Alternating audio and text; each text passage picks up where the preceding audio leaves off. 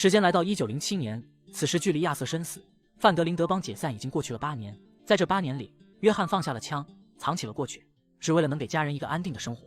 但西部的土地从不肯轻易原谅一个人的过往，而刻在枪手骨子里的野心也会苏醒，属于他们的宿命有一天终究会来到。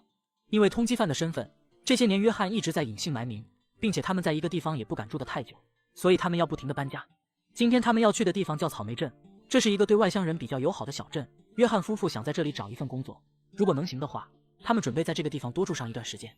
今天他们的运气真是不错，约翰刚来到杂货铺就找到一个给牧场送货的工作，而阿比盖尔也在诊所找到一份做保洁的工作。约翰准备先去送货，然后再回来接阿比盖尔和杰克。约翰临走之时，阿比盖尔特意强调他非常爱他，希望约翰不要忘记这一点。约翰明白这是妻子在提醒他，遇事不要冲动，多想想他和孩子。当约翰驱车来到插脚林牧场时，他一下子就喜欢上了这里。这个地方青山绿水，风景优美，非常适合养老。更重要的是，还前不着村后不着店，只要不是太过招摇，在这里长期居住完全没有问题。约翰这个没有任何工作经验，还拖家带口的外地人，想应聘这里的木工，本来是没有任何希望的。但谁知就在这时，2个小混混上门找麻烦，他们抢了约翰的马车就跑。约翰一看就急了，一家人还指望这马车吃饭呢，这要丢了还得了，于是连忙骑上马追赶。约翰毕竟是世纪悍匪，还没等他动手，只是简单警告了2句，2个小混混就把马车还给了他。等约翰把货物一样不少的带回来，立刻就获得了牧场监工的信任。他决定留下约翰，然后安排人去接阿比盖尔母子俩。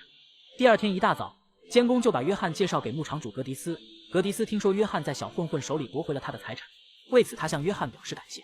格迪斯还说约翰只要好好的工作，自己就不会亏待他了。就在约翰准备去工作时，阿比盖尔和杰克也被人接了回来。约翰赶忙上前去拿行李。此时阿比盖尔表面上和颜悦色，可一进到屋里他马上就翻了脸。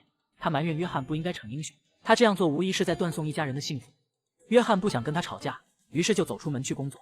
约翰虽然之前没有牧场工作的经验，但他身体健壮，脑子又好使，很快他就学会了挤牛奶，用粪叉子铲牛粪，还有给牧场围栅栏，后来就连给马匹接生也都是手到擒来。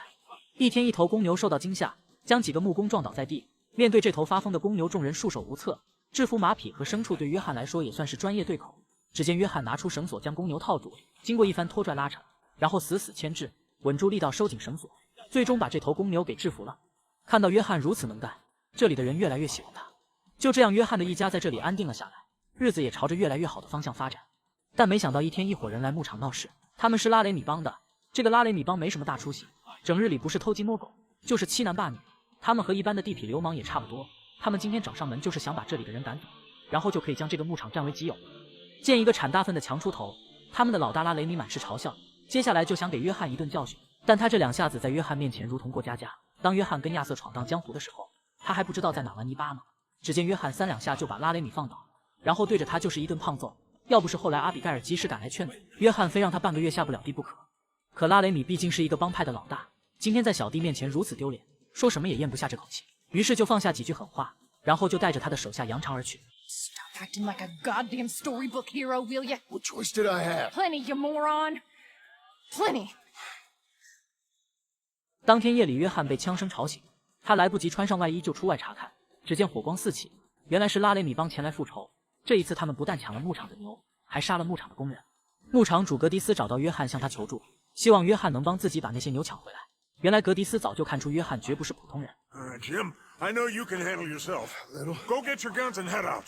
Guns? Oh, don't play coy with me, son. We need your help.